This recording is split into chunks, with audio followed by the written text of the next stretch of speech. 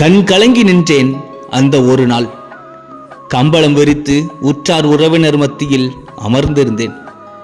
சந்தையில் ஆட்டையும் மாட்டையும் பேரம் பேசுவது போல் என்னையும் பணம் நகை கொடுத்து விற்க தொடங்கினர் என் பெற்றோர்.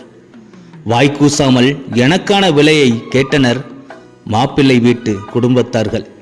கூடவோ குறையவோ கொடுத்து சுமையை இறக்கிவிட வேண்டும் என்றால் எனது அம்மா. பலர் சிரித்து பேச, மாப்பிள்ளை என்னை ரசிக்க மணப்பெண் போல் அலங்கரித்து தலை குனிந்தவாறு இருந்தேன்.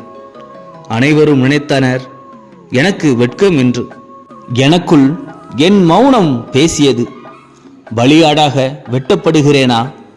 அதற்குத்தான் இத்தனை அலங்காரமா? விலை மாதுக்கள் கூட பணத்தை பெற்றுத்தானே செல்கிறார்கள்.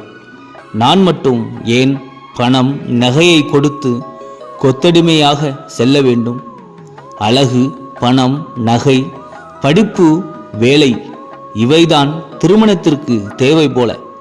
அன்பு, காதல், பரிவு, உபசரிப்பு, விட்டு கொடுத்தல், காத்திருத்தல் இவையெல்லாம் அற்பமாகிவிட்டது. பெண்ணாக பிறக்கும்போதே சுமையாகிவிட்டேன். குறுகிய வட்டத்திற்குள் தான் என் வாழ்க்கை. பெண் ஒருபோதும் வாரிசு ஆவதில்லை என்று பெற்றவர்கள் பார்க்கும்போது மற்றவர்கள் பார்த்தால் என்ன தவறு? காலங்கள் மாறினாலும் எங்கள் காட்சிகள் மாறாது.